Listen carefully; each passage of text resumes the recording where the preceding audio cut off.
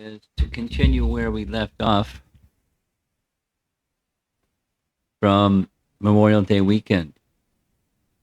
And some of the persons who are with us today were with us at the Memorial Day weekend, and some were not. And so I'll do a little background.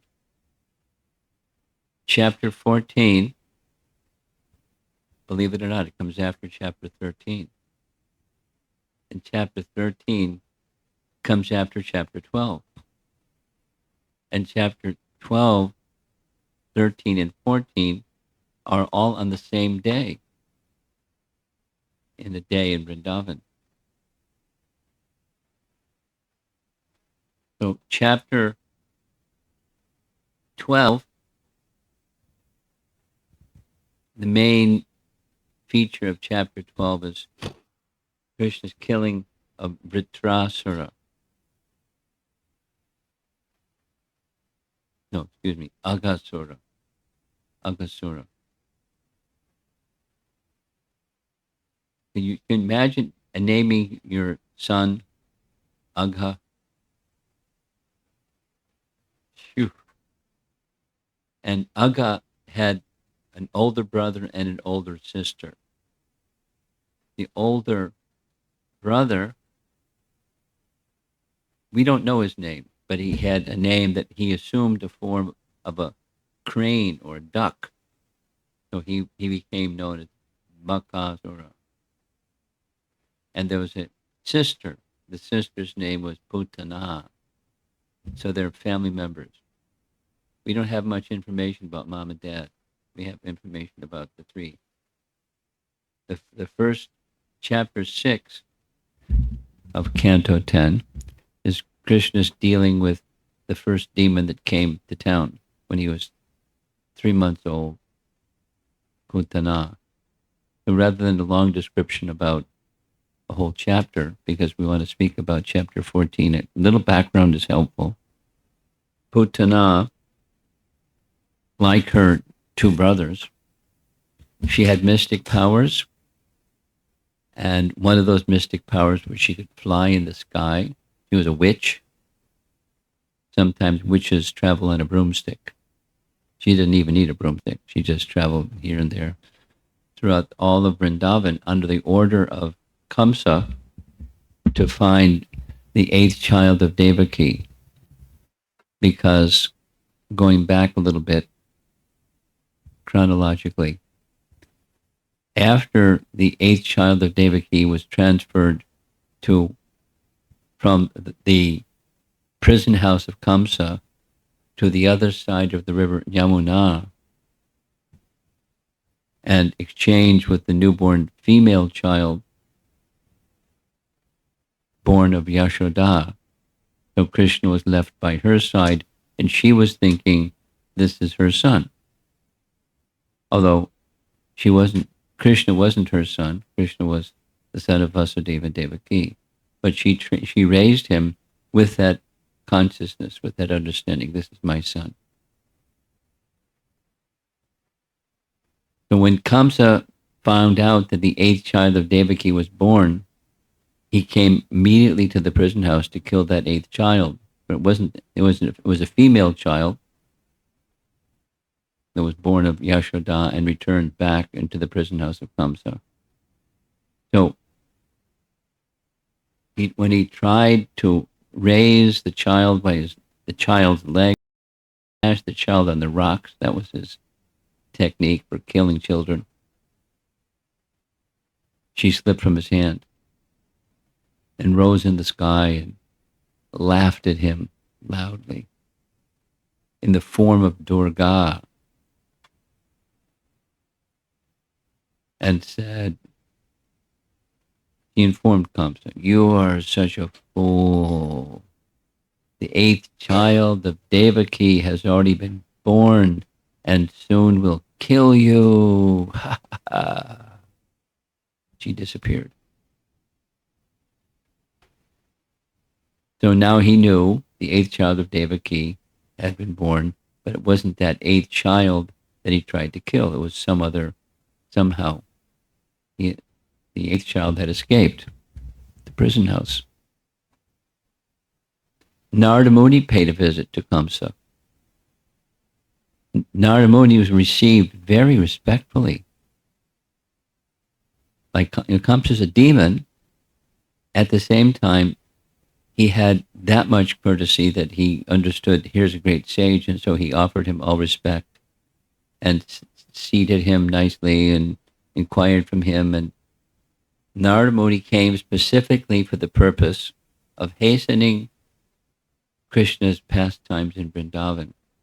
So Narada Muni informed Kamsa that Vasudeva transferred the eighth child of Devaki from the prison house outside the prison house. So Kamsa was furious. I'm going to kill Vasudeva. He said, no. You don't have to worry about Vasudeva. You have to worry about that eighth child. Knowing that the eighth child of Vasudeva and Devaki was Krishna, no one can kill Krishna because he's eternal. But Kamsa would get killed. He was hastening the destruction of Kamsa. One of the main reasons for which Krishna appeared in this world. One of the main reasons. So Kamsa was now on the search for where's that eighth child. The first person, demoness that he sent was Putana, the witch. And she had, in addition to flying in the sky, she was zooming around in the sky looking for a needle in the haystack. A newborn child. This one, that one, the other one, they weren't the right child. But she understood the son of Nanda and Yashoda. That's probably him. So she assumed a form like the goddess of fortune, Lakshmi, with ornaments and beauty and this and that, and went right into the bedchamber of the newborn child, which doesn't happen. But they let her in. It just gave her free reign because she appeared to be a goddess. And she came with a purpose to kill Krishna. And in the mood of killing Krishna, but in the role of a mother, she didn't kill Krishna, she was killed by Krishna. And Krishna liberated her and sent her to the spiritual world. That was the first demon. There were a few others. Calf demon and the cart demon, Shakatasura. So there's this asura and that asura came to try to kill each of them sent by Kamsa in different ways because they have different abilities and different skills and different mystic powers. But they were all killed by Krishna. And just before chapter 12 begins is chapter 11. And in chapter 11, Krishna kills the brother of Putana, with Baka. He assumed the form of a crane, and this and that or the other thing happened, and Krishna finished him. And when Krishna finished him, the boys were very happy. The demigods also knew he had been killed. They showered flowers from because they were watching Krishna's pastime. And that's the end of chapter 11. And then chapter 12 begins. I'm going to do a quick overview or the sequence of events. Quick, very, very, because it took 2 classes to cover chapter 12. This is going to take 5 minutes. The initial part were 2 things. Krishna had a plan. And in his plan, he did something he never did, or always did, every morning before going out with the calves, with the cowherd boys. Mother Yasoda would prepare lunch. She'd be, after bathing Krishna, this, that, dressing Krishna, ornamenting Krishna. She gave his breakfast.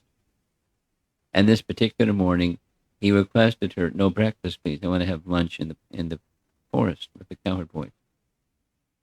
There's no, discussion about it. She just didn't feed him breakfast. It's important in the pastime, as you can see in the screen. After Aghasura was killed, it was time for lunch because they was late breakfast, so they had lunch by the side of the river Jamuna. So chapter 12 feeds into chapter 13. So the first half of chapter 12 is a very elaborate description of the forest of Vrindavan and the beauty of Vrindavan and the sounds and the smells and the sights and the beauty of Vrindavan. It's very, very, very wonderful, attractive description. And then there's the boys. And the boys weren't paying so much attention to the beauty. They were just playing like little boys. The age, according to our acharyas, at this time, Krishna was 4 years, 4 months. And play and play and play. So it becomes an important feature of the pastime, the playfulness of the cowherd boys. Boys will be boys, and transcendental cowherd boys were transcendently playful. It, verse after verse after verse, long section describing what they did. And then part 2 begins, where they're playing and playing, and playfulness is the mood, and they come across this giant python with his lower jaw on the ground, the upper jaw in the clouds. And this guy is 8 miles long. 8 miles long. That's big. On the way back from Gitanagri to New York, one of the devotees who was a PhD in math, they were counting how many Agasuras it took to get from Gitanagri.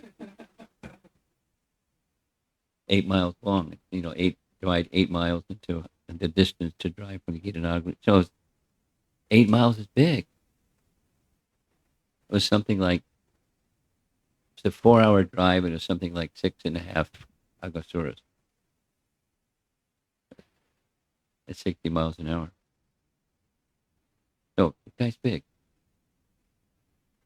And when the cowherd boys saw this giant structure, because each day they would follow a certain path, so there was a path where the calves would travel each day, and so going through the forest, they saw, in the path was this giant serpent. And they thought, how nice. Somebody was very kind, and they gave a playground for us, right in the middle of the forest. So they started going to play in the playground because that's what they were doing, playing. And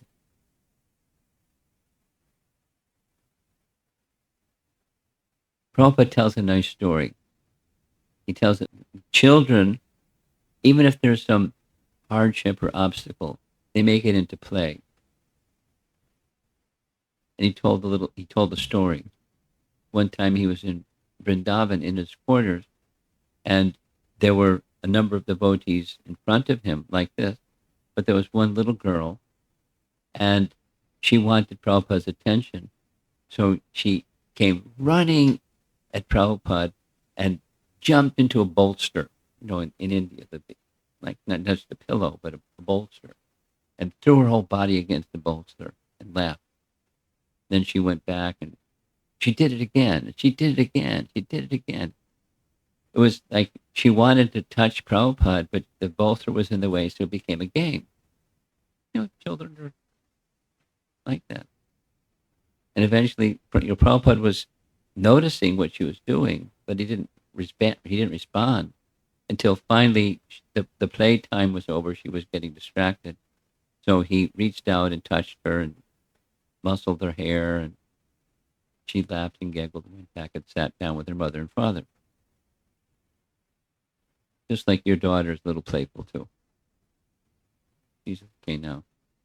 This one. It's okay. She's okay.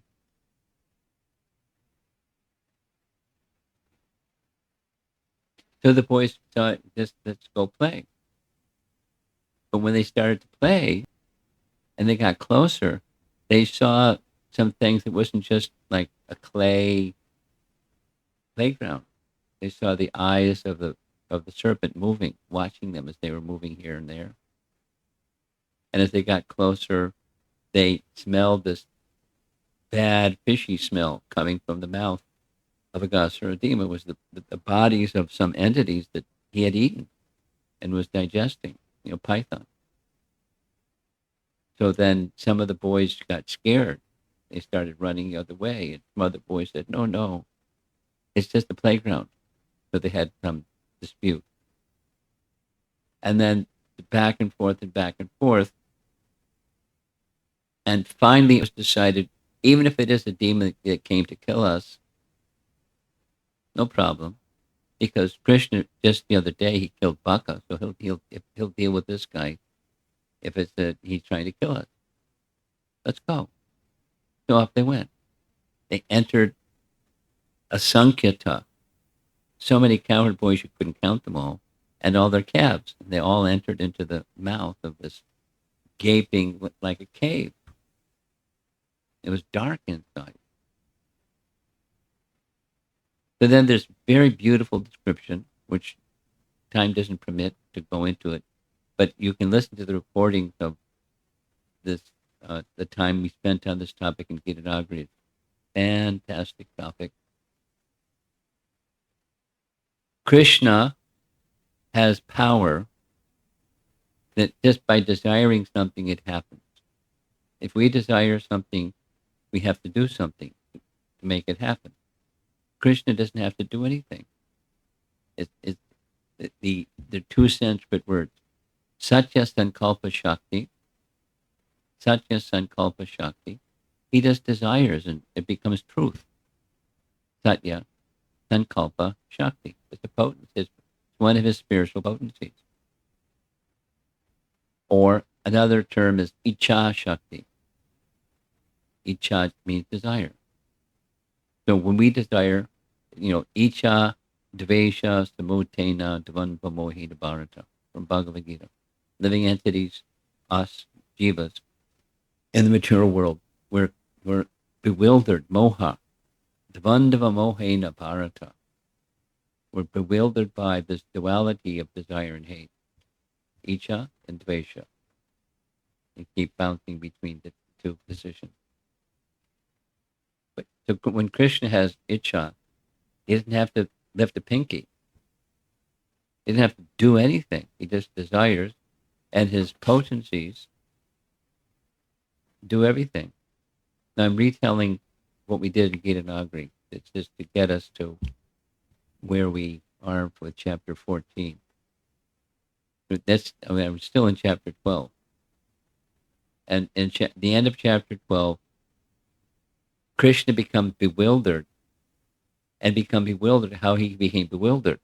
Because I'm Leela Purushottama. So how is it that my Leela Shakti has covered me? It's an interesting topic.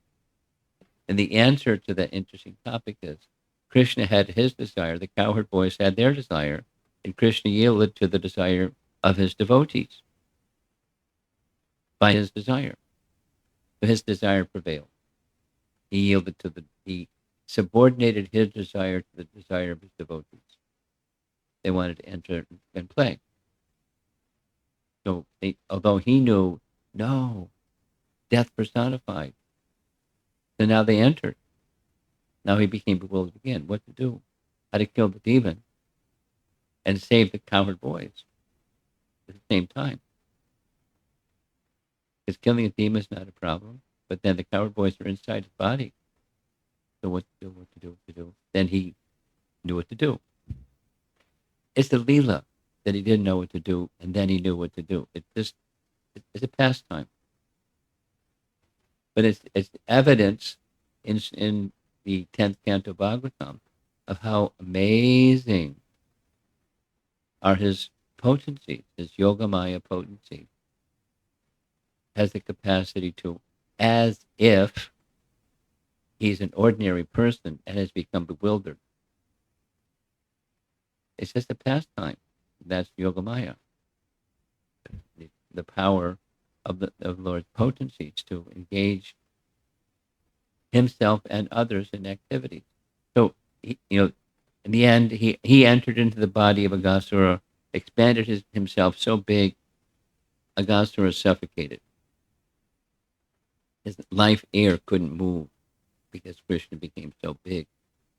Because he has mystic powers too, more mystic powers than the Aghasura demon. Because pythons have an ability to expand themselves, but nothing in comparison to Krishna's ability to expand himself. So he died. And watching this happen from above were the demigods. And when they saw this Aghasura demon die, they showered flowers and they beat kettle drums and sang songs and glorifying Krishna. And among the demigods that witnessed all this was Lord Brahma. So the end of chapter 12 is the scene that's here. Krishna said, time for lunch. And he picked a spot down by the river, by Yamuna River. Very nice place, soft sand, place for the cows to graze, and the boys all sat down for lunch. That ends chapter 12. And then chapter 13 begins. Brahma saw all this, and he began to make a mistake. He's Brahma. He doesn't make a mistake, but he made a mistake. In other words, it was induced by Supersoul within the heart of Brahma, as it was induced by Supersoul how to build the universe. It was induced by Supersoul to make a mistake. The mistake was he decided the calves and the cowherd boys, he would steal them. That was a boo-boo. You don't mess with Krishna's pastime. And he stole the cowherd boys and the calves and put them in a cave. And in a moment's time, he went back to the scene of the crime to see what's Krishna going to do. He had an additional idea.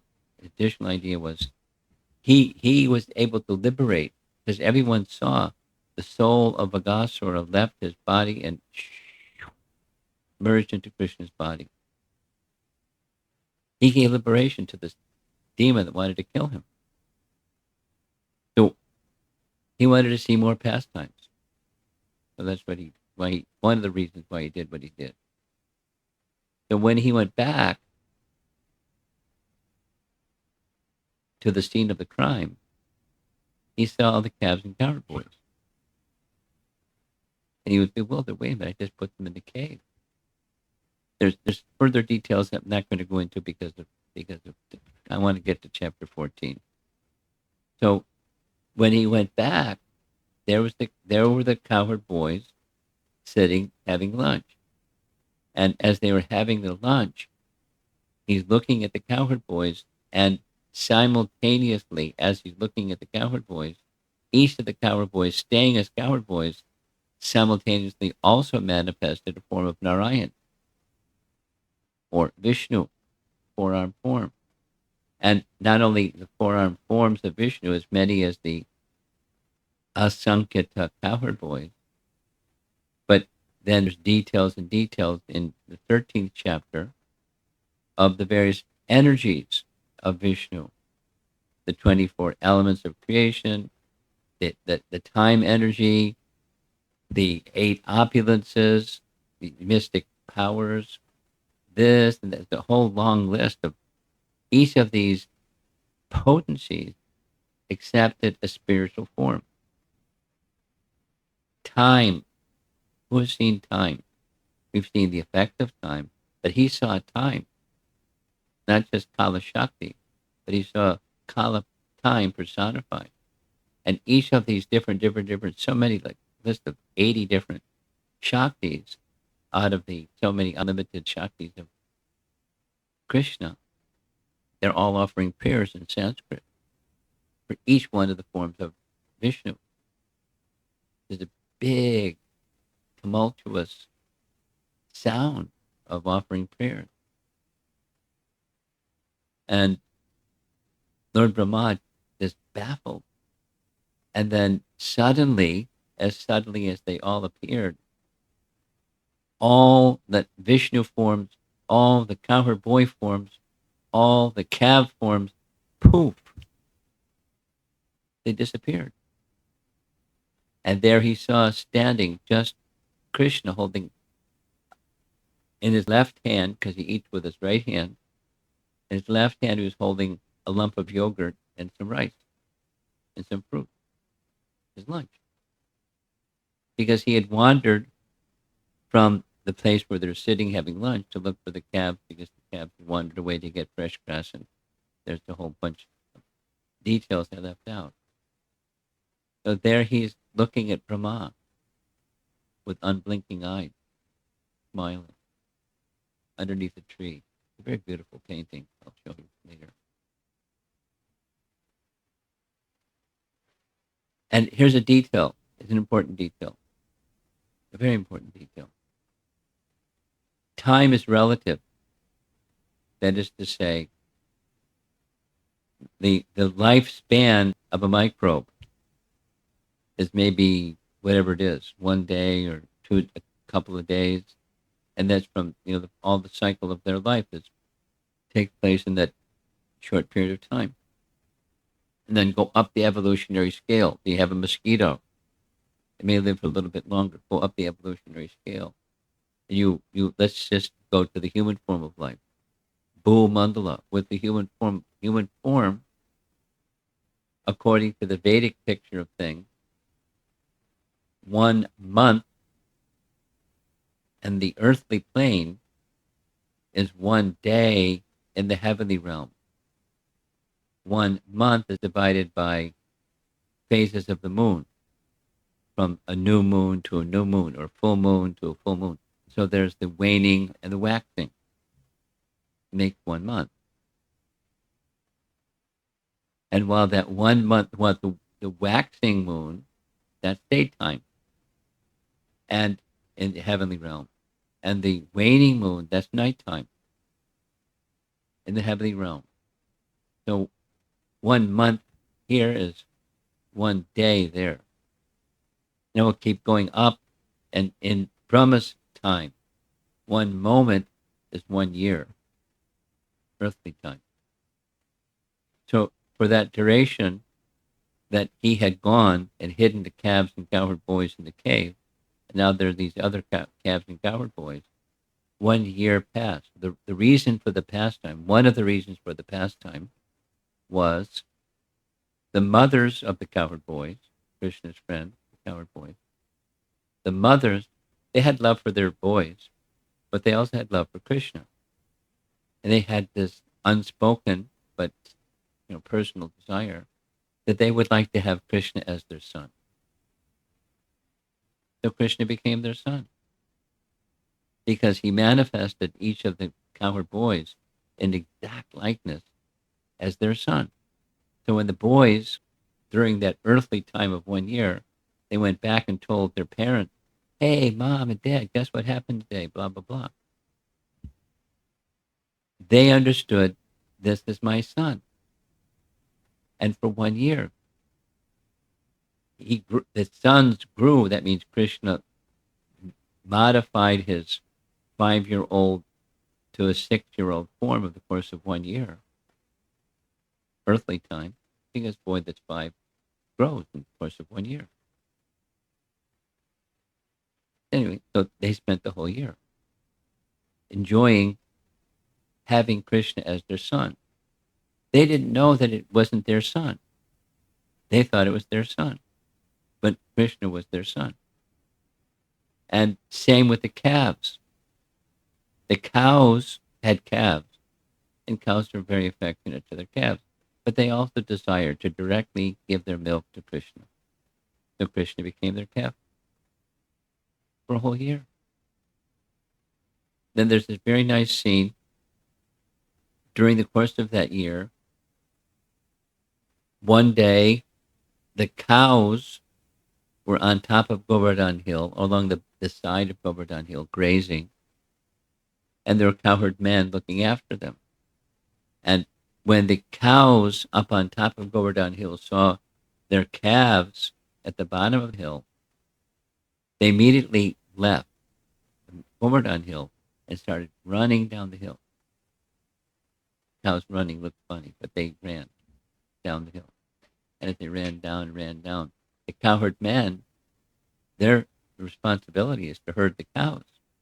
So they raised their sticks and said in local language, whatever you say in the local language, stop.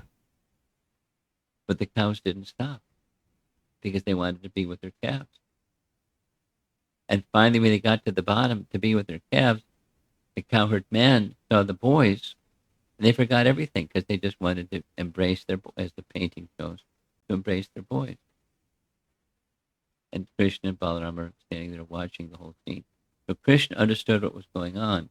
Balaram didn't exactly understand what was going on by influence of Yogamaya potency till towards the end of that 1 year.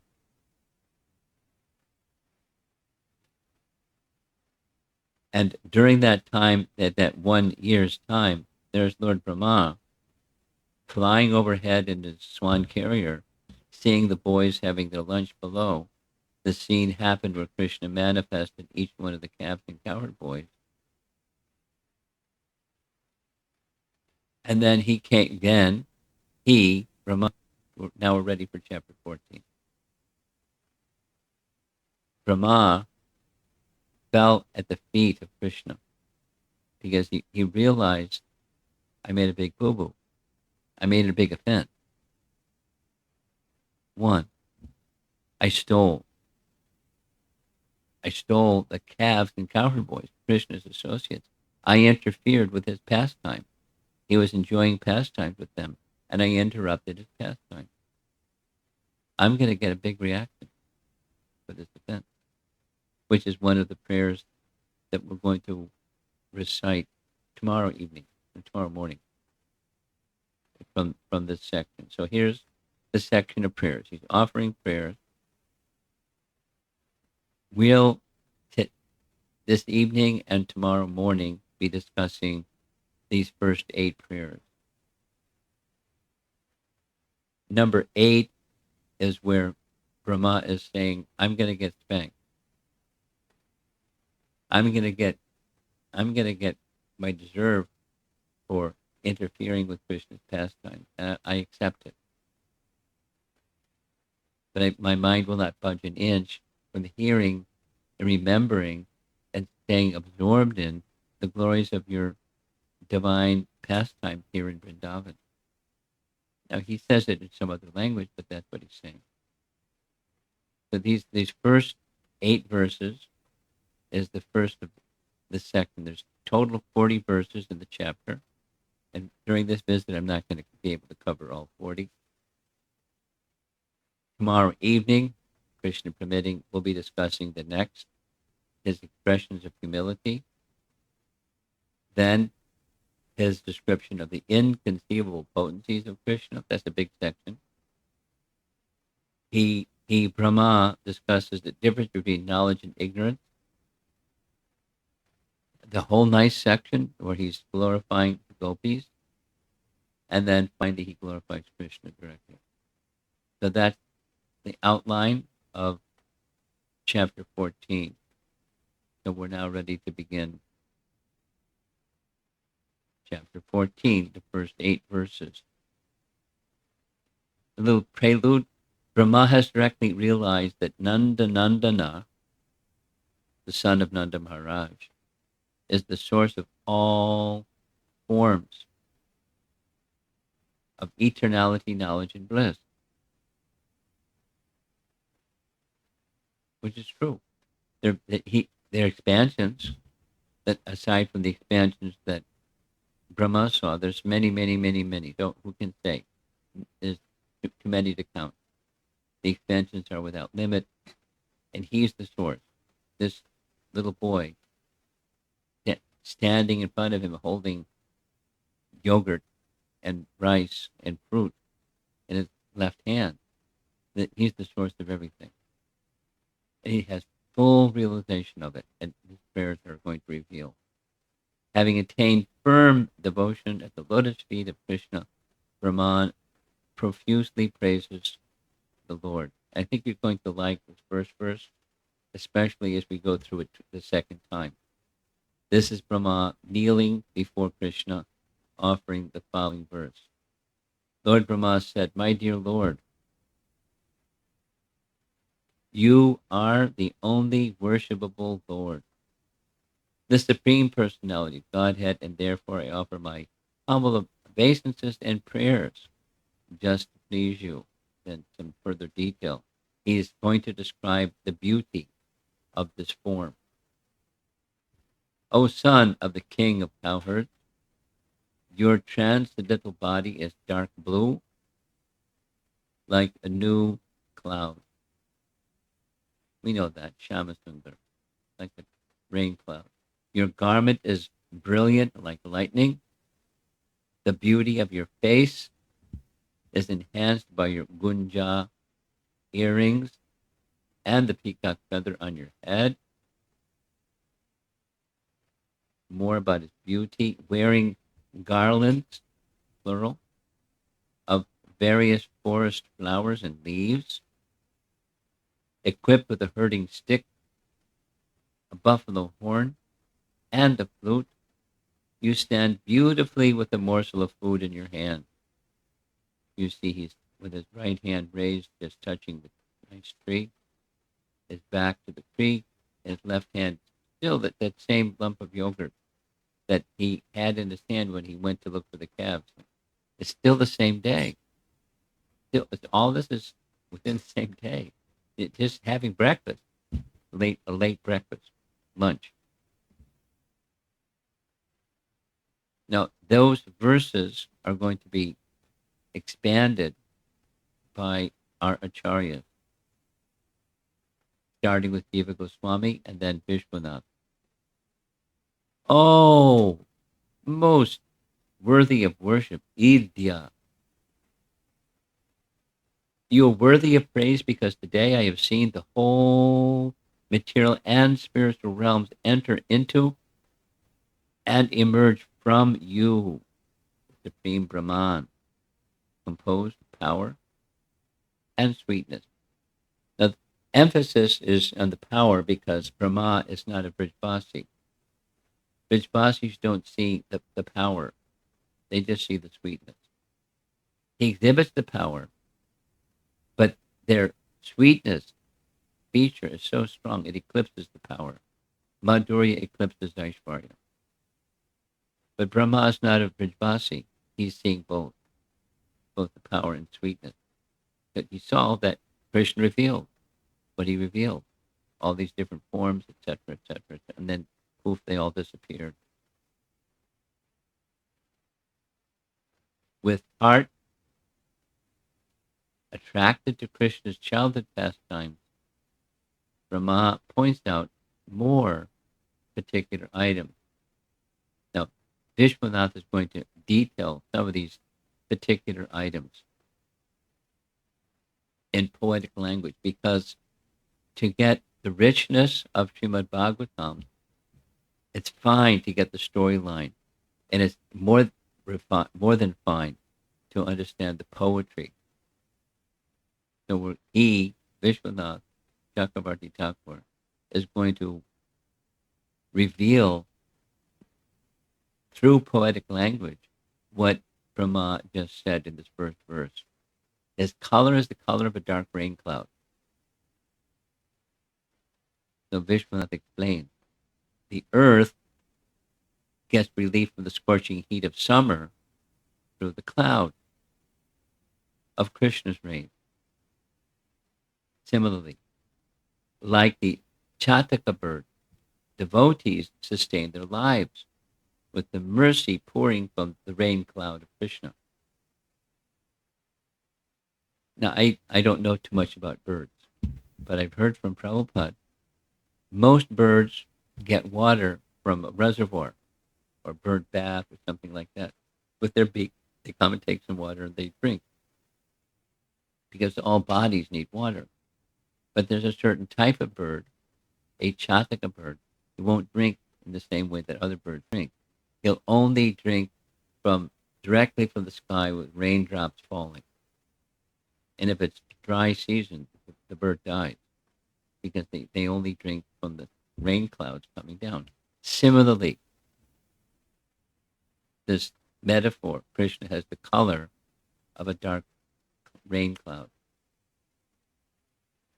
The Chataka bird depends upon water coming from the sky. Similarly, the devotees are depending upon the downpour of rain of mercy from Krishna, who's like the dark rain cloud in color. It's poetry.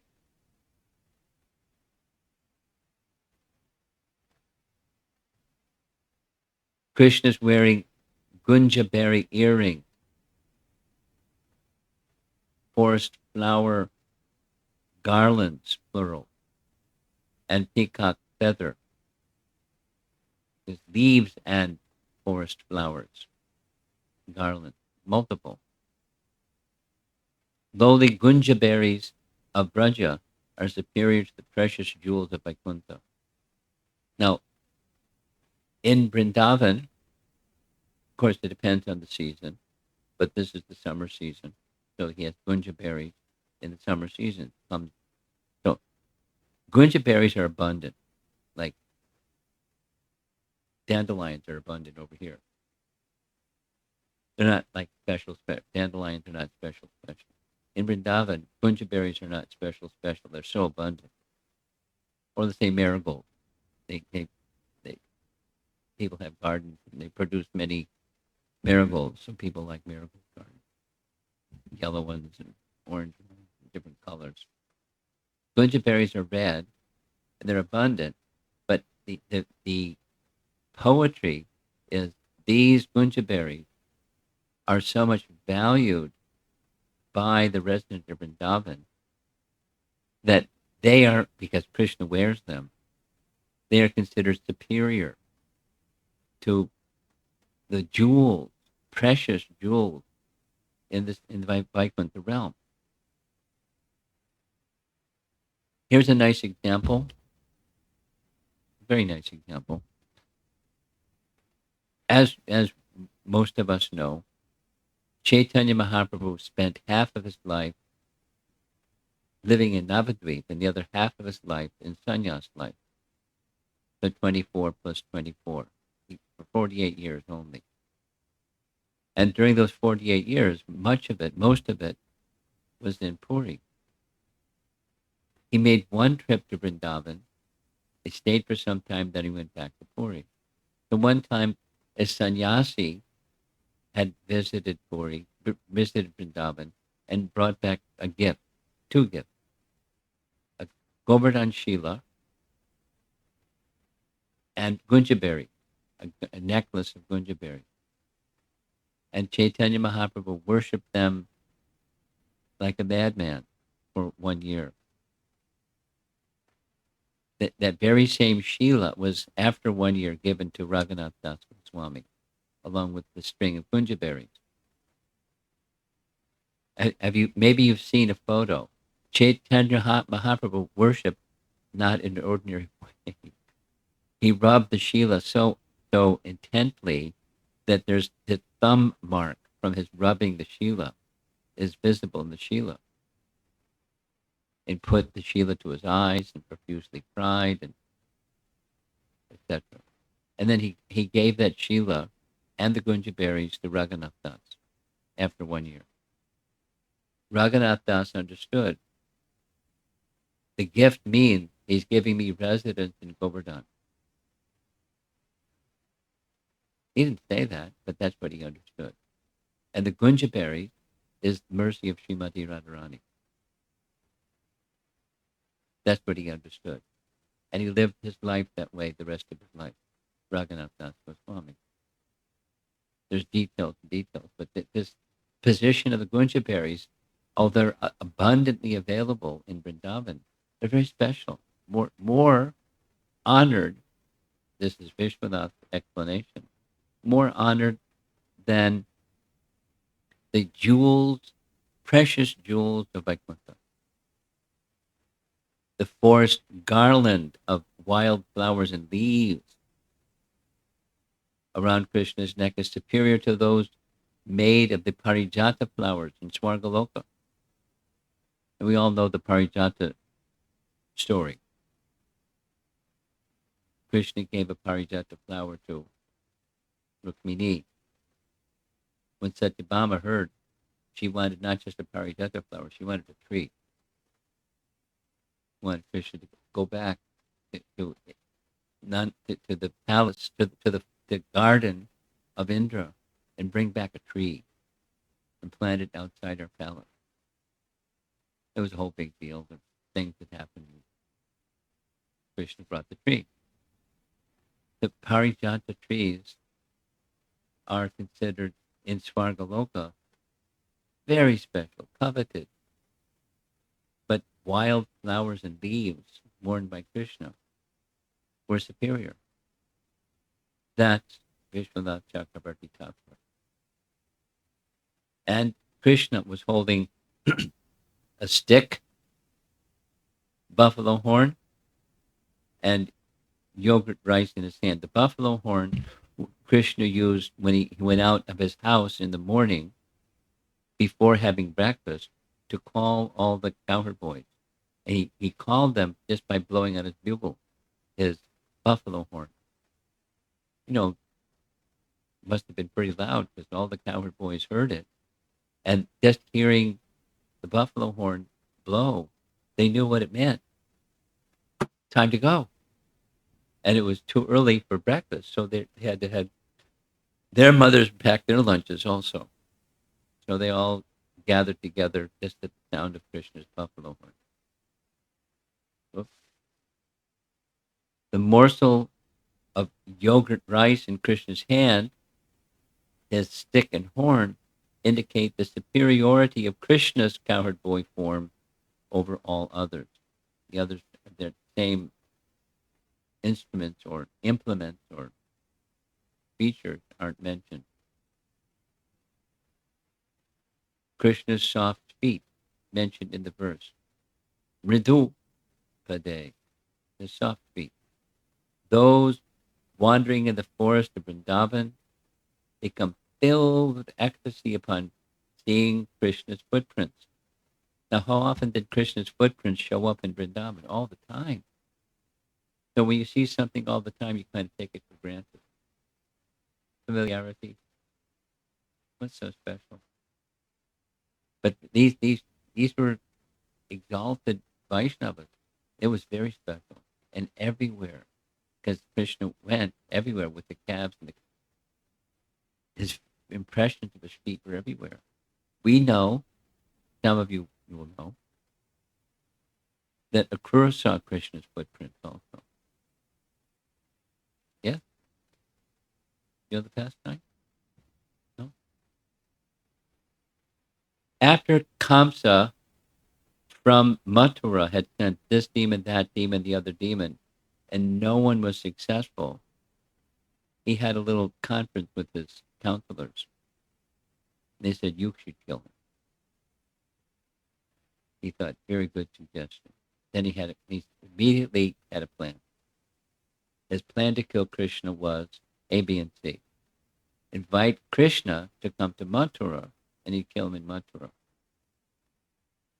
First was this bow festival. It's very similar, not the same, but very similar to Ramachandra breaking the bow of Lord Shiva. Different, but similar. So Krishna broke the bow. And then as Krishna was entering into Mathura, there was a wild, humongous, 10 times the size of an ordinary elephant that he had intoxicated, and the plan was to have them trample Krishna to death. Well, that's the opposite. Krishna smashed the elephant. He broke off the tusks of the elephant, smashed the elephant with the elephant tusks, and strode into the wrestling arena. The second attempt was the big, powerful wrestlers and these little boys. At this age, Krishna is 11. Big, powerful, muscular wrestlers. kill Krishna. Chandra and Mushtaka didn't work out so well. They got killed. Chandra and Mushtaka had 3 brothers. They got killed, and then killing Kamsa. So Akrura was sent as the messenger to bring Krishna from Vrindavan to Mathura so that he could kill him. And he invited Akrura, and told him the plan. Bring Krishna so I can kill him. He told him how he's planning to kill him. And Akrura said, yes, I'll go. Now, Akrura's a great devotee. He's from the royal family, and he knows very well who Krishna is. He's not like the residents of Vrindavan that don't know who Krishna is. He knows who Krishna is. He's the Supreme Personality of Godhead. And who can kill the Supreme Personality of Godhead? Not possible. Same as Narada Muni. You can't kill the Personality of Godhead. So he was very happy to be given this mission. And not only he was given the mission, but he was given the royal chariot, like, Rolls Royce, to go into Vrindavan and bring Krishna back so he could kill him. So Akrura got on the chariot. And imagine, close your eyes and imagine you're a pure devotee and you're going to meet Krishna today. His heart was racing and in anticipation of meeting the Supreme Personality of Godhead under the authority of Kamsa, he was the minister of, but Kamsa was the king. Wicked Kamsa sent him on this mission. So his heart is pounding and he's moving towards Vrindavan, and lo and behold, there's the footprints of Krishna in the soft sand of Vrindavan. He lost it. He fell out of the chariot, started rolling in the dust, saying prayers, calling out in ecstasy. Eventually he got his composure again, got back on the chariot. But the residents of Vrindavan are seeing the footprints of Krishna all the time. But it doesn't become complacency. Supposing we do something that's very nice.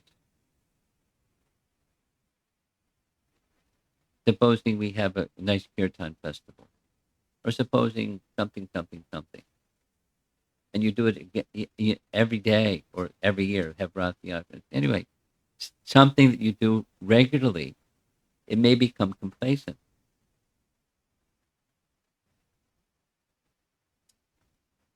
Yes? Maybe you know some people, maybe you're one of those people that you've been chanting for so many, but the taste hasn't awakened, and so your enthusiasm has waned, or you know somebody that's been through that. It happens.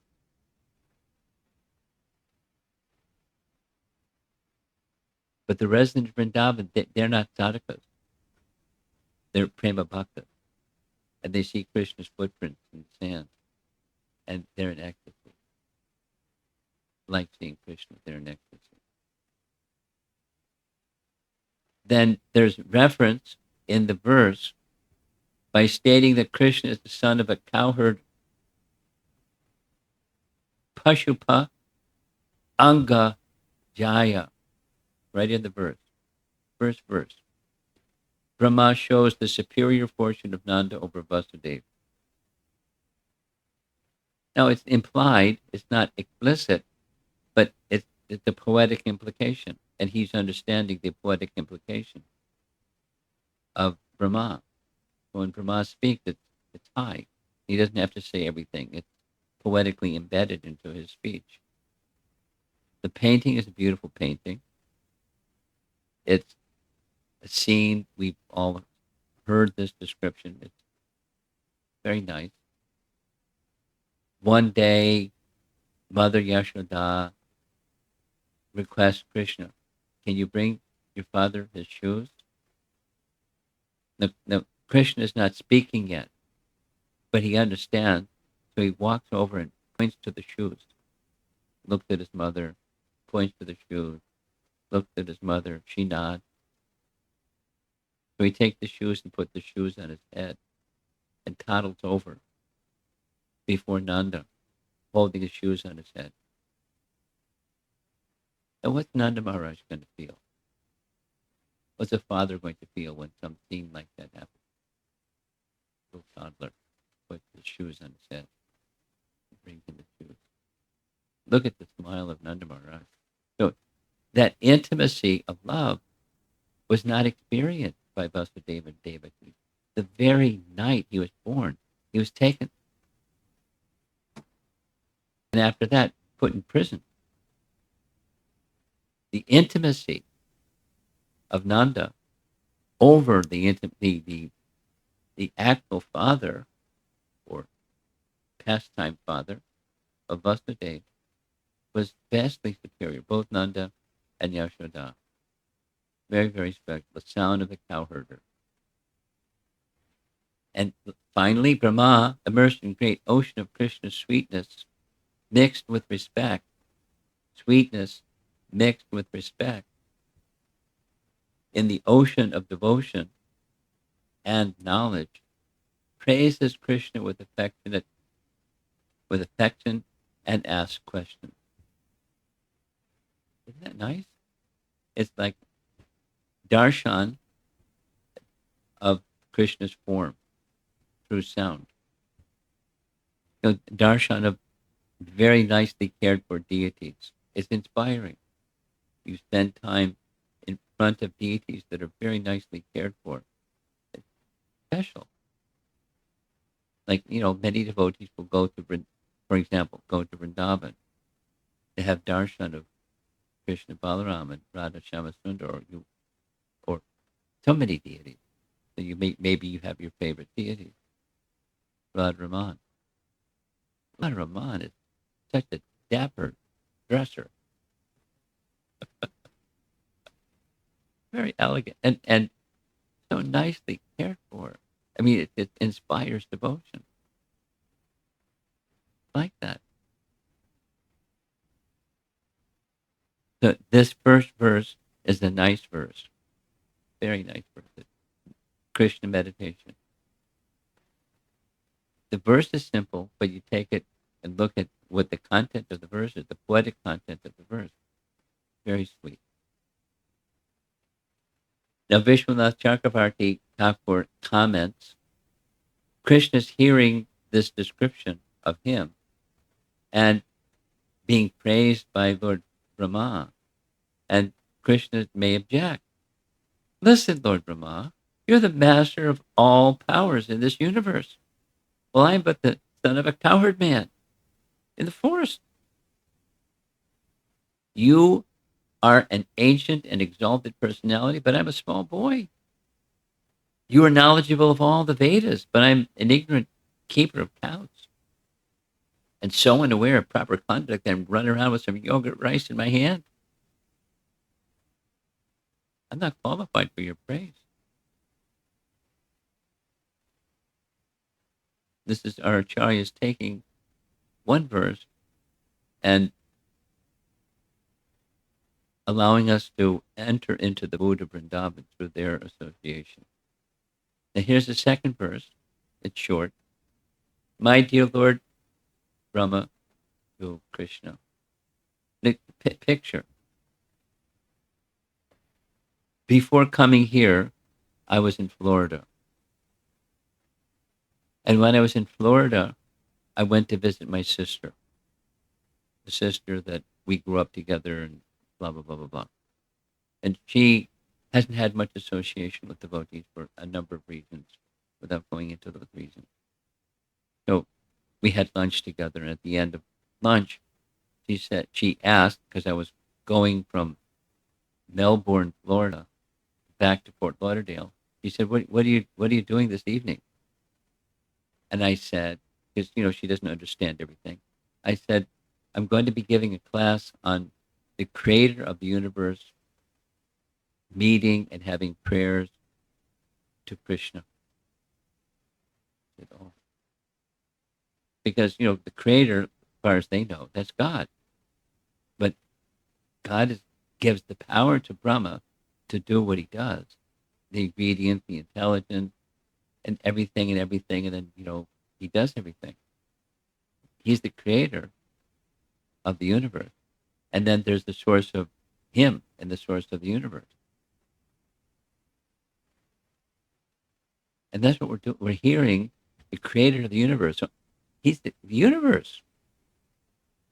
Didn't just create the Pentagon or the skyline of Washington D.C. or you know the whole thing, the whole universe with all of its micro detail. Super, super, super intelligent person offering prayers to the original person. Really special. He's, keep in mind the scene, and nice to appreciate. My dear Lord, neither I nor anyone else can estimate the potency of this transcendental body of yours, which has shown such mercy to me, and which appears just to fulfill the desires of your pure devotees. So he does when he comes. There's three main things: Pritranaya sadhanam, Vinashaya Taduskritam, Dharma Sangstha Panarthaya. Sambhavami Yuga. So he does those three things every time. But along with those three things, there's something superlatively important to him and to his devotee. He's giving his association, not just giving his association, fulfilling the desires. Now, how is he fulfilling the desire of Lord Brahma? Very simple. Who is the worshipable deity of Lord Brahma? Vishnu, his father. So he showed asankhya Vishnus. And all the Shaktis and time and this and that, and opulences, offering prayers to unlimited Vishnus. And then poof, he's reciprocating with the desire of all the devotees, the counted boys, any devotee. And we're also trying to become devotees. He'll reciprocate. Just to be careful what your desires are, or refine your desires by the power of bhakti, and there is reciprocation. That's the nature of bhakti. So Krishna comes just to fulfill the desire of your pure devotees. It's a nice painting. I'll comment about the painting. Way back in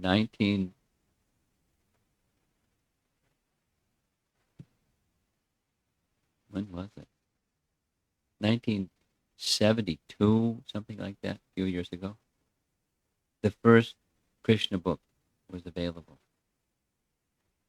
The paintings were done by then it wasn't a BBT, it was Discon Press, and there were three main artists. This was the system. Prabhupada dictated in these little micro cassettes. That was the system at the time. And they had a microcassette player. And the three artists, Muralidhar, Bharadwaj, and Jadharani, they sat around listening. And then they made a plan. Because they heard the recording, and then Prabhupada gave, in addition, some instructions what paintings he wanted. He was very thorough in everything. So he described what he painting, and then they had a plan to make X number of paintings. And the system was, Bharadwaj made the sketch, Jadharani filled in the sketch, and Muralidhar did the details, the jewels, the eyes, the ornaments, the fine detail. It was like an assembly line. After some time, they started making their own painting from the beginning. But the first Krishna book, it was kind of, maybe you've seen some of the paintings. They're simple, because they weren't artists. They were devotees that Prabhupada selected to become artists, and they practiced. Jadharani said this several times. They asked Prabhupada, should we take art lessons? He said no. Then his answer was, Lord Brahma has made this body in such a way, you practice something with devotion, you become expert. You don't just practice with devotion. You don't need an art school. Eventually went to art school. He gave permission. He went to art school. And then it became, the flavor changed. It became kind of like Renaissance art, kind of art. The flavor changed. But, in any case, style.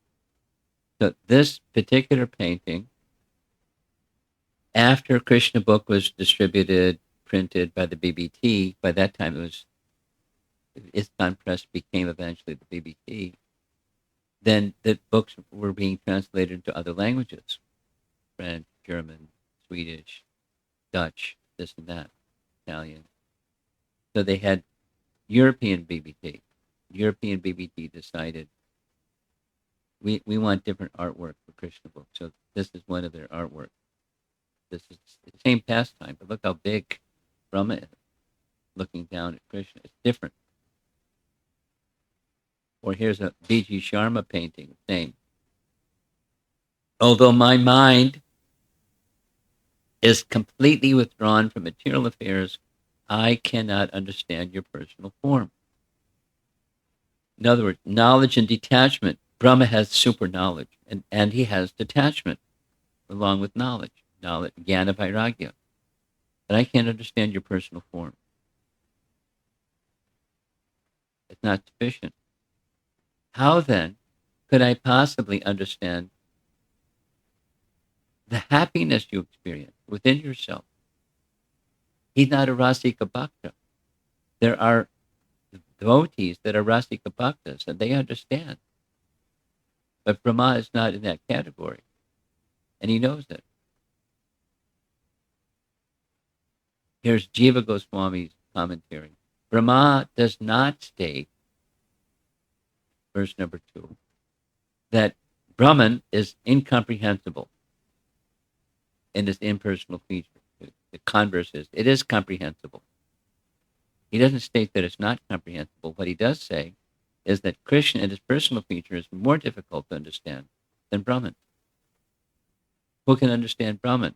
Whew. And more difficult than understanding Brahman is understanding Krishna's personal feature. Though you manifested so many forms, you're only one form. This is Sanatana Goswami's commentary. You see the painting. This is many forms. Many forms are manifest from one form. One form, and then after the many forms, they poof. Krishna withdrew those forms. There's only one form. Though you manifest many forms, you're only one form. That form showed me mercy because you protect my creation. Now he's identifying with the universe that he created out of the many, many, many, many, many unlimited universes. You protect my creation by destroying adharma and propagating dharma. Krishna does many, many, many things. He's appearing and doing for the benefit of his devotees, because that's Krishna. He's very, very merciful and very kind, like the dark Krishna that sent rain, the rain of mercy. Here's one of the earlier BVT paintings from Krishna book. On the right, that's Brahma with his mouth gaping open, seeing what he's seeing. And then there's Krishna with the cowherd boys, and the cowherd boys are manifesting forms of Vishnu, and Brahma is amazed.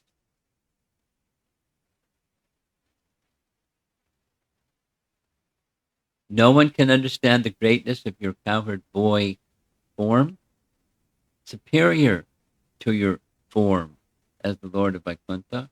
Your form is beyond material qualities. Because of this, it cannot be understood by the inner mind what to speak of direct perception? So direct perception is one way, mental speculation is another way, and realization of Krishna is beyond either of those. Pratyaksha and anumana, that he's approachable through shabda, through sound. And that's what in the prayer, the prayer, the shabda of Lord Brahma. So now, this is the last verse for this evening. This is going to be verse number 3 of the first 8 verses. And let's say it twice together. It's a very important verse. You'll see as we go.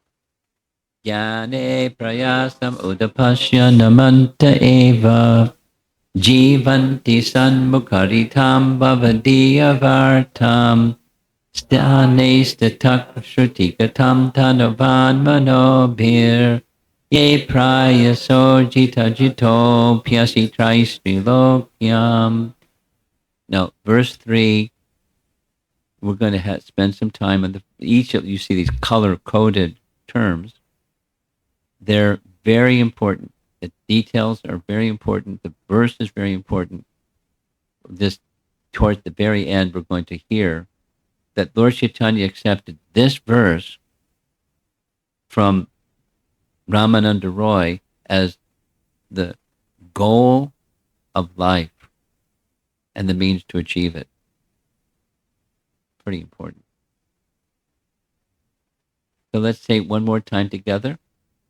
Jnane prayasam udapasya namanta eva jivanti sanmukharitam bhavadiyavartam sthane statakshutigatam tanavan manobhir ye prayaso jita jito pyasi trilokyam. And in pieces, the translation, those who, even while remaining situated in their established social position, that's the stane statak, throw away udapasya, throw away the process of speculation, speculative knowledge. Jnane prayasa, prayasa means endeavor. Jnane prayasa udapasya.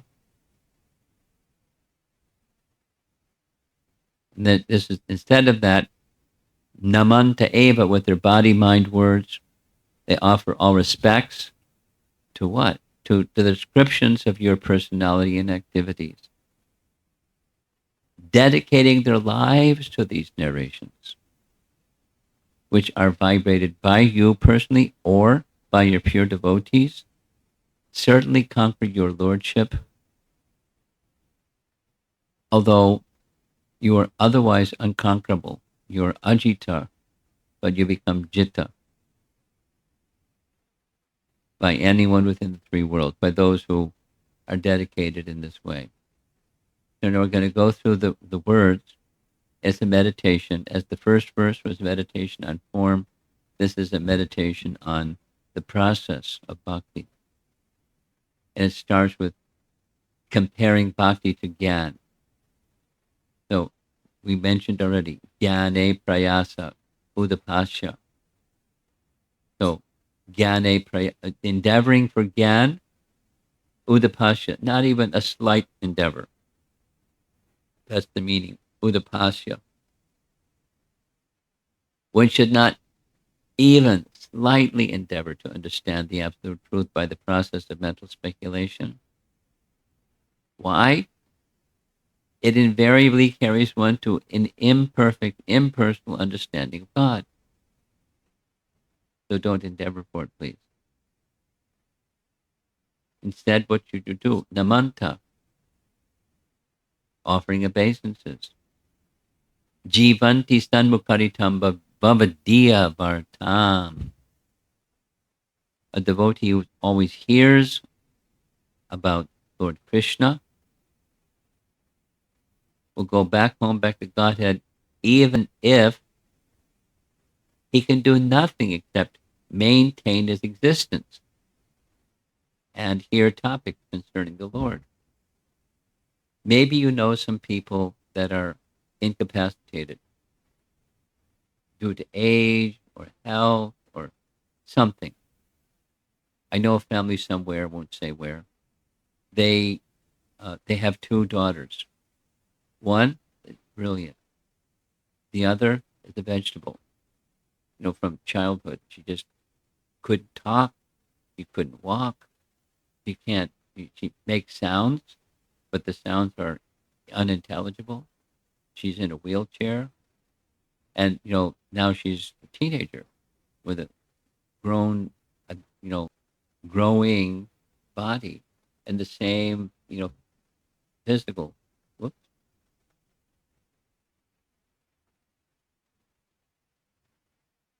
condition. But based upon this, it doesn't matter what's on the outside. What's on the inside is a soul that can hear, because the soul, spiritual hearing is from the soul, not from this little fleshy thing on the side of the head. Supposing somebody's deaf, they can the spiritual ear can still hear. There's just like Chukadeva Goswami hearing from his father, or other example, hearing while still within the womb. Prahlad hearing within the womb of his mother from Narada. Just by that spiritual hearing. Doesn't matter the external. It's an important philosophical, foundational understanding. So that's what the verse is saying. Jivanti sanmukaritam bhavadiyavartam. Then sthanes the tuk. Very important. You don't have to. You don't have to become a this or that. If you're a follower of Shankaracharya, he would not take on students unless they were sannyasis. And to become a sannyasi, you had to be born in a Brahmin family and have that kind of lifestyle. And then he would take students. That's not a prerequisite. That's not a Vaishnava prerequisite. There's no material prerequisite. Abundantly taught in Prahlad's teachings, etc., etc., etc. No material prerequisite. Stay in your position, whatever that is. The language was social position. Even if the devotee stays in their social duties, they can conquer Krishna through their body, touch the lotus feet of the Lord, deity form, or the scripture form. Words, call him to come to with their words, and with their mind, thinking about him. Shruti gatam tanu van. Tanu is the body. Van is vak, means words. And mana, there's the three. Shruti gatam, taking shelter of hearing the topic of his name, form, pastimes, qualities. And this abundantly available in Srimad Bhagavatam, or touching the body of the deity, or the lotus feet of the Lord through the medium of the representative of the Lord. The representative of the Lord is part of the feature of the Lord's form. Words, call him with their word. Ye prayaso jita jito yastritristi lokyam. Ajita, he who is unconquered. By one's physical abilities, mental power, and verbal expertise, or any other material faculty, he can't be conquered. It's a very nice painting, yeah. Beautiful artwork. Ajita becomes Jita by pure devotees. Tanavan Manobir, Krishna gets conquered by his pure devotees, offering their body-minded words unto him. Another very nice painting. Krishna's body is conquered because he always remains by the side of his pure devotees. It's a nice painting where Krishna has fallen asleep in the lap of Mother Yashoda. And there's Balaram. He wants to play with Krishna. Mother Yashoda is telling him, don't wake him. So he's got to at least touch his ankle. He's smiling. And Krishna doesn't need sleep, but it's pastime. Lord Krishna's words are conquered because he always chants the glories of his devotees. The devotees chant his glories, and he chants the glories of his devotees. And that Krishna is being conquered. A nice example, Krishna is speaking to Uddhava about Vrindavan and the gopis. That's the painting that they're in Dwarka. And Krishna, in confidential discussions with Uddhava, is speaking about the glories of the gopis. Because Uddhava understands these things. He doesn't speak it to everybody, but he speaks it to Uddhava. He likes glorifying his devotees. Krishna's mind is conquered because he always thinks about his loving devotees.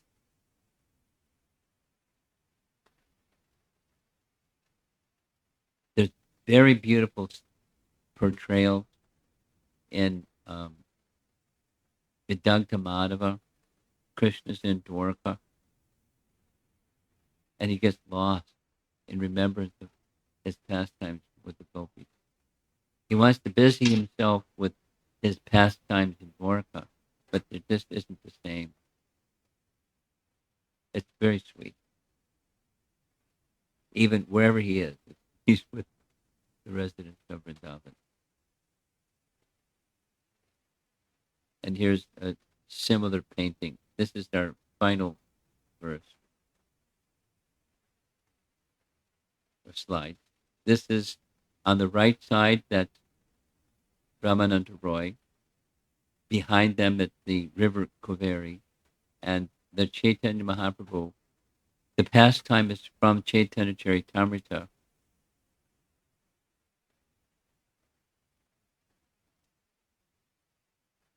After Lord Chaitanya took sannyas, requested by his mother, he went to Puri instead of Vrindavan. In Puri, when we entered the Jagannath temple, seeing Lord Jagannath, he swooned in ecstasy and fell to the ground unconscious. The guards thought, this is a madman. They were going to toss him out. Sarvabhauma Bhattacharya happened to come in just at the right time, saw this golden complexion, beautiful young sannyasi, said, no, no, no. Bring him in this unconscious state to my home. Because his home, he's the chief priest of Puri, and the king. He wanted to see if Lord Chaitanya was cheating. So he is a very learned man. He took little strands of cotton fiber and held the cotton fiber before his nostrils. Because if someone is faking, then they're breathing. And if someone's in trance, there's no movement of air. There was no movement of air. He was in trance. So he understood this is not an ordinary person. He just saw Jagannath. He went into trance of ecstasy. He didn't know what to do. His devotees knew what to do. They came and had kirtan very loudly in his ear. He came to external consciousness. In the course of the next 7 days, Sarvabhauma Bhattacharya said, you're a young sannyasi. You're so beautiful. How are you going to maintain your sannyas vows unless you're protected? So if you wish, I can instruct you in Vedanta Sutra, because that's what sannyasis in the Shankara line would do. So he gave him 7 days worth of Shankaracharya's teachings of Vedanta Sutra, or Brahma Sutra. And Lord Chaitanya just sat there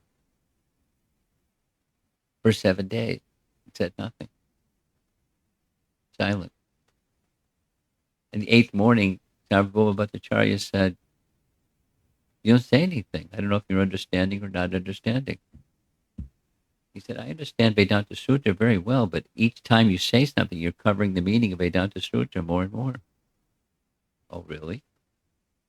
If you understand Vedanta Sutra, then you explain it to me." And he did, in such an astounding way that Sarvabhauma Bhattacharya, being super scholar, he understood this isn't a young sannyasi. This is the personality of Godhead speaking. And Lord Chaitanya then smiled. He understood how Sarvabhauma Bhattacharya was thinking, and he showed there's different versions of Chaitanya Bhagavat and Chaitanya Charitamrita. He showed him his form of Radha and Krishna, and Chaitanya Bhagavat. He showed him his Sadbhuja form, and Sarvabhauma Bhattacharya fainted. Is a role reversal. And when he came to external consciousness, he offered some beautiful prayers. This is a very detailed description. 100 prayers spontaneously offered in glorification of Lord Chaitanya. One of those prayers, Vairagya Vidya Nitya Bhakti Yoga Shikshartam Ekam Purusha Puranam, very celebrated verse. Sri Krishna Chaitanya Shrita Dhari. He's the personality of Godhead, manifesting in the form of a sannyasi, a golden complexion sannyasi. After some time, Lord Chaitanya stayed in Puri for some time. It then became time for him. He wanted, in his pastime, he wanted to give Krishna Bhakti to all of India. So he made a good excuse. I want to look for my elder brother who had taken sannyas before I did. I heard he went to South India, so I want to go look for him. Good luck. Find, one sannyasi in the whole of South India. But anyway, that's what he wanted to do. So he left. Before he left, Sarvabhauma Bhattacharya said, "I want you to be sure when you're traveling, meet this particular person on the screen here, Ramananda Roy. I met him long ago, and I thought he was a sentimentalist because I didn't understand him. But he's super, super advanced. So please, please, please, when you travel, make sure that you get an opportunity to meet with him." So providential arrangement, they met. There they are meeting. And the discussion is a very important section of the Bhagavatam, of Chaitanya Charitamrita, as is this verse number 3 of Brahma's prayers. The question, Lord Chaitanya is a sannyasi asking a grahastha governor, what's the goal of life and the means to achieve it? He wanted his devotee to speak in his presence. So he offered key verses, a very nice section, and finally Lord Chaitanya accepted this verse that we just chanted together. So I'm going to make a request, a homework assignment. The homework assignment is, before tomorrow, and what time are we getting together? 11 o'clock? Before tomorrow at 11 o'clock, if you can, memorize the verse number 3. And I'm going to ask for some volunteers to recite the verse. And it's not just recitation, it's meant as you recite and recite. If you become familiar with the meanings of the word, it's a meditation.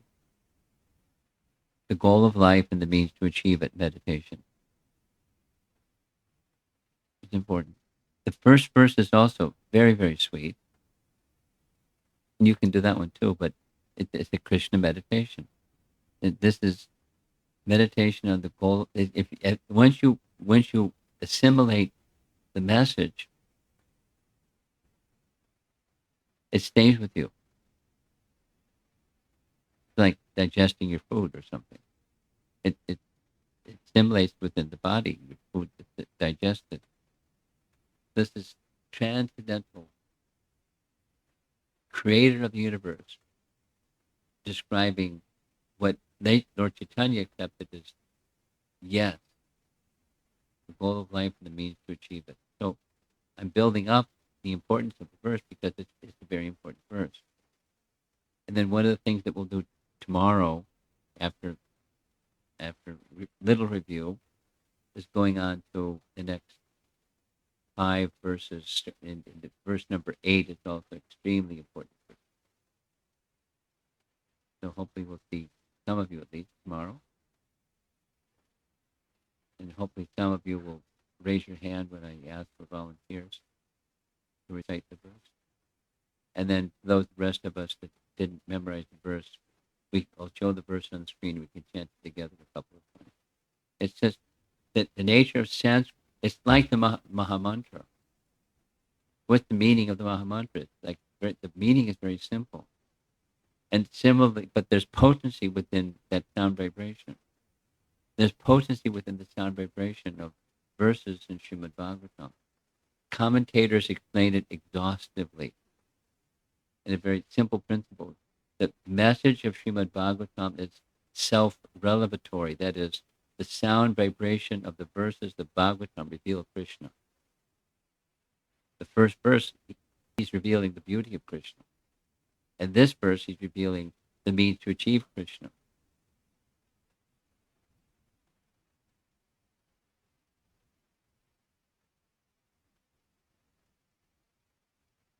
That's the human form of life. That's what we're meant for. The goal and how to achieve it. Okay, so that's the end. And tomorrow we'll go into the second half, verses 4 through 8. It's 10 minutes after 8. I kind of got carried away giving the background leading up to chapter 14, but it was nice. Let's see if there's some discussion.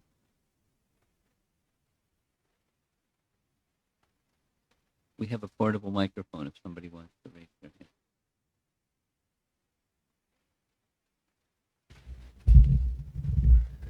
hand. Maharaj, thank you for doing the full recap and the first 3 verses of Brahma's prayers, and with those wonderful paintings and pictures. My question is on verse 3. So it mentioned that we have our social duties,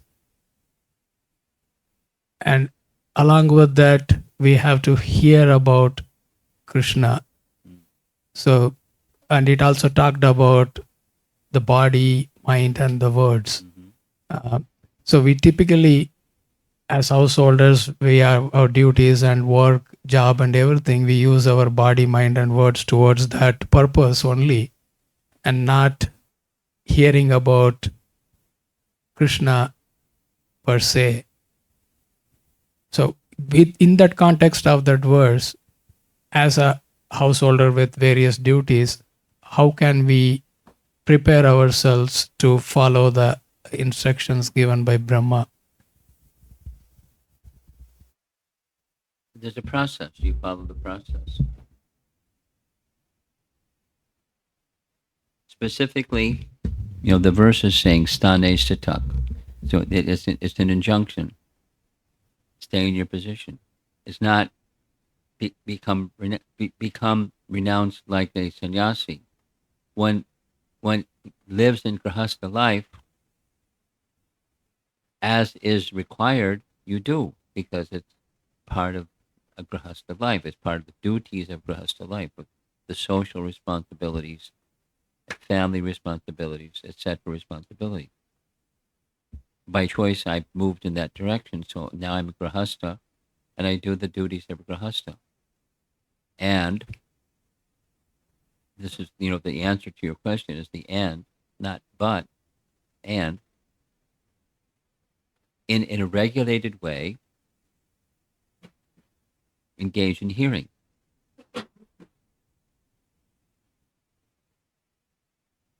And hearing in the association of devotees is ideal, but one form or another, hearing, because it's that hearing that cleanses and awakens.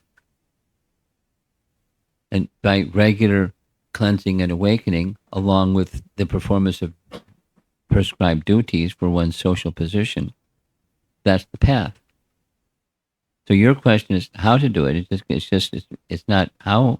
It's just those two things with dedication. In course of time keeps ticking, and most of those of you that have children will grow up. Like this family that I mentioned that have one daughter that's quite bright and very, very, very gifted in many ways. The other child, they're going to be with this other child for the rest of their life. They're not going to, she's with them, and they're with her for the rest of her life. That's an exception. But most of the rest of the grahastas, the clock keeps moving, and something happens. Children grow up, and after they grow up, etc., etc. You all know very well what happens when children grow up. Their dependents become little more independent, become rebellious, or very independent. In different degrees but they can stand on their own, and as they can stand on their own, then comes another stage. So it's just there's stages, there's time moves, but you continue with your duties, stanes to tuck, at different stages of time, and because those who have cultivated the dedication to hearing the transcendental message, Tanuvan Manobhir, that it grows like a seed grows into a plant, grows into a tree, and produces flowers and other seeds.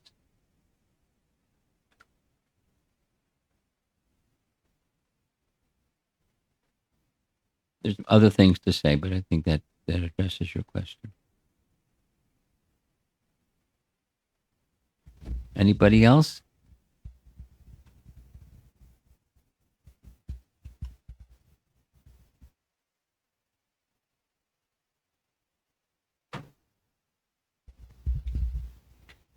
Hare Krishna Maharaj. I think I could not follow one portion of the third verse. I saw how Krishna is conquered because he's in touching the devotees. Krishna is conquered because he's thinking about devotees. Krishna is conquered because he's speaking about devotees like that. Our acharyas did it both ways. Both ways? Okay. First, the devotee to Krishna, then Krishna to the devotees. He's conquered, so he serves the devotee.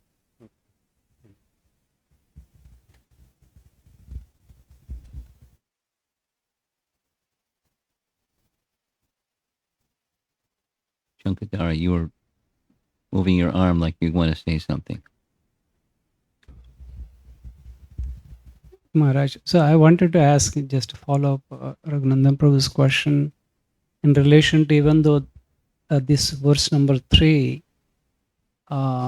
staying in one's position and having the desire to hear and practice devotional service, at workplace, the modes of nature is very active, competition, and all those things are there, and how one should really, even though I have this desire, but the work environment is so immersed into those things, how much one should, how one can protect from that, and how can we actually get out of that competitive, envious nature? You're asking three things.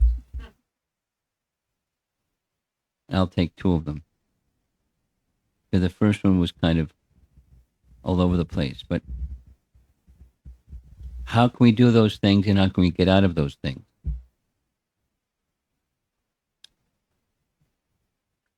Stanes to talk is you don't try to get out of those things.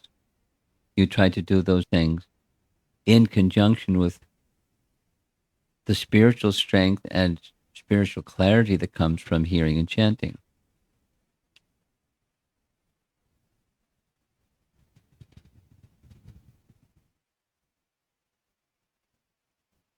Very important is qualitative when you're doing that part of your day as a householder, that part of your day when you're doing your Shravanam, Kirtanam, Vishnu Smaranam, Archanam, Bandhanam, you're doing your direct devotional service activities.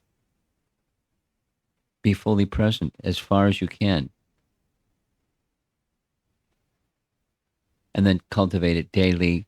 And there's always the ups and the downs because we're unsteady in our bhakti, but you cultivate it anyways, and it becomes steady through purification and the dedication. And when as that happens in your life or anyone's working person's life, it's with you throughout the day.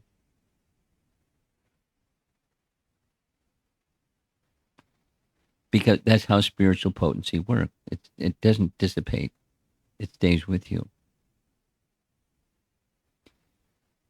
Any one of us that has qualitatively engaged in hearing and chanting of one kind or another, whether it's kirtan or whether it's the Bhagavatam or deity worship or some direct activity of bhakti done nicely, it's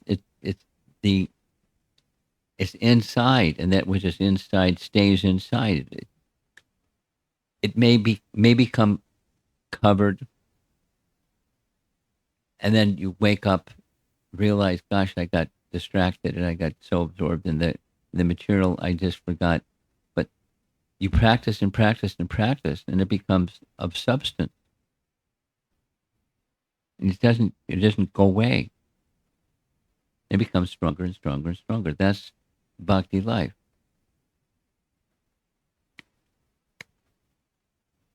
That's how it works.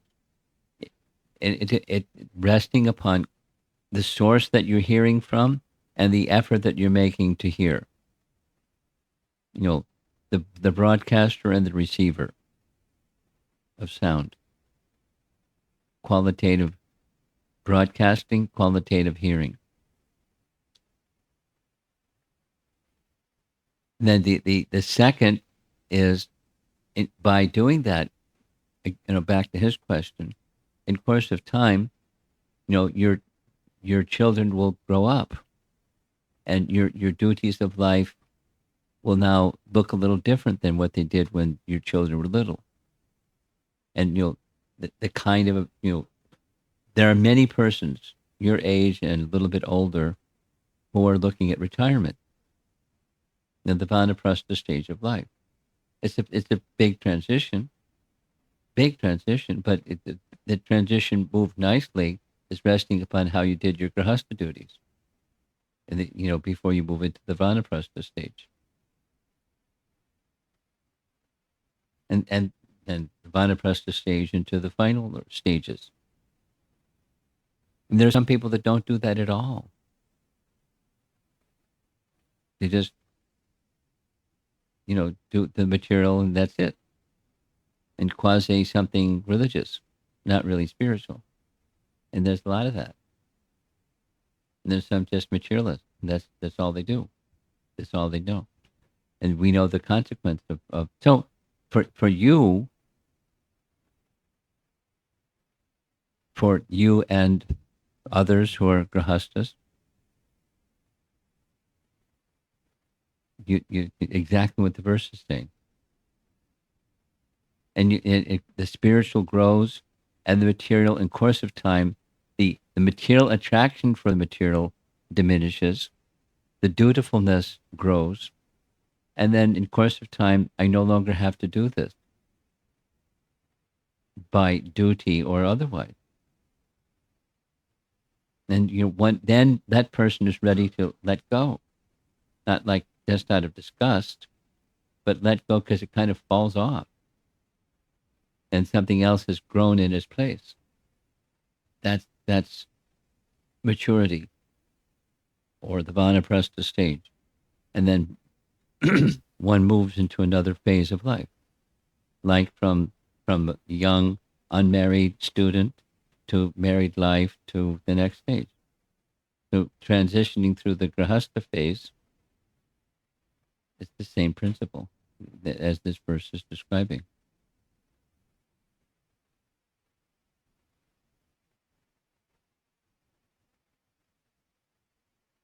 I see a hand way in the back.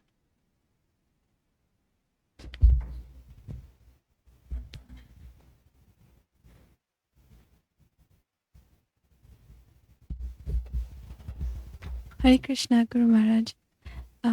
I had a question about this sthane sthita part. So, Danesh to tuck one. yeah. Yeah. So on the one hand, we have the sthane sthita that this verse is speaking about, but also as we engage in devotional service, we are trying to let go of some of our older lifestyle Yes. things. Yes. And that can also mean, small things like regulation in one's daily life and things like that. Sure. But also it could mean, making some adjustments to the way, either if it's your job or something like this. So I Sure. just wanted to request Maharaj, if you can just elaborate a little bit where the adjustments are and where the sthani Well, sthita part that's are. simple. Anakoyasya sankalpa pratikoyasya varjanam. You accept things that are favorable to bhakti. You reject things that are unfavorable to bhakti. That's still stanes to tuck. You're in bhakti. It's some things that are unfavorable, and some things are favorable. And the discerning capacity is getting sharper as you're going along with the hearing and chanting, and then you can see this is unfavorable, that's favorable. So you focus more on the favorable, and the other falls off, or you purposely saw it off. So Maharaj, does that mean that sthani sthita is more of an internal condition of being? Yes. It's more Yes, it's more internal, but it has its impact on the external.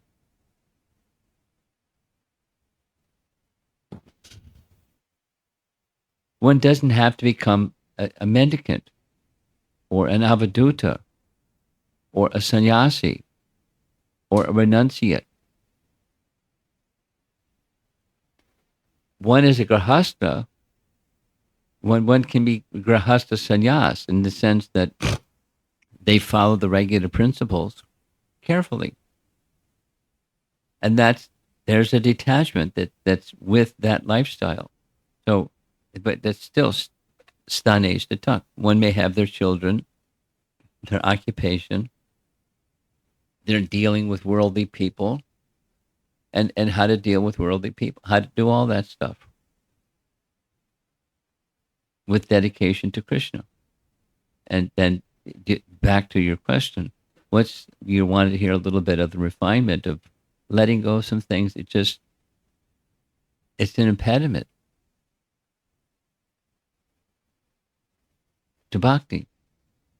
So I may accept to some extent, but minimize the to some extent. I mean, Prabhupada's explanation of this is, when you become a devotee, you still engage with people in the world because they're people in the world.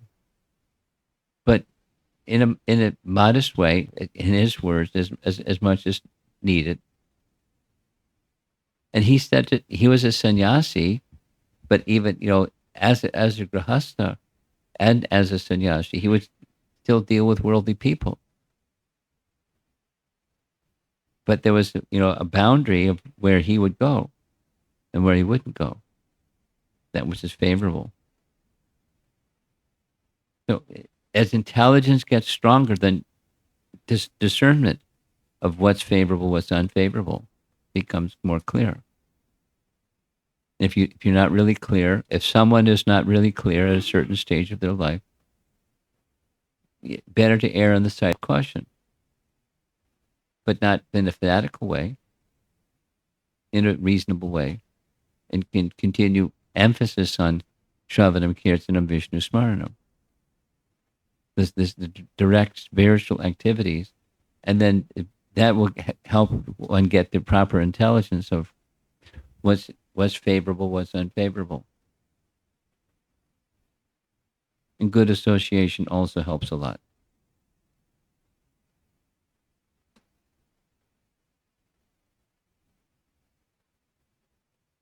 I'm not going into details because each life is different. Your life and his life and her life, and the details are different, and that's nice. Diversity is nice, but so I'm just speaking more principle than detail. And in answer to an audience like this, then stay under guidance of someone that can help you with the detail, the application of principle in your life. And having such a person in your life is very valuable. You have, so you just keep that in place.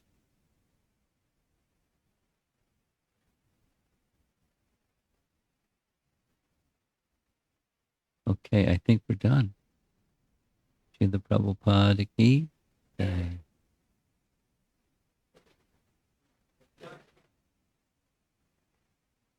Mahaprasadam?